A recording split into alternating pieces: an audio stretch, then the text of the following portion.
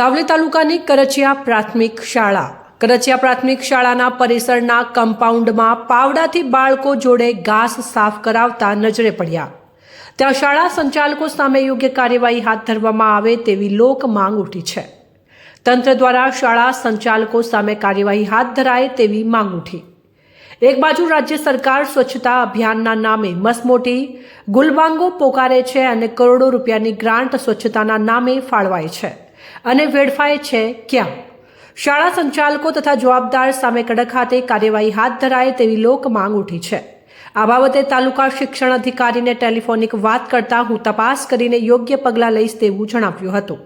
કરચિયા ગામના સરપંચે પણ બણગા ફૂંક્યા કે દર વર્ષે હું સફાઈ કરાવું છું તો અત્યાર સુધી કેમ ન કરવી અને શાળાના બાળકોને પાવડો પકડાવવાનો વારો આવ્યો। રિપોર્ટર રાજેન્દ્ર પટેલ।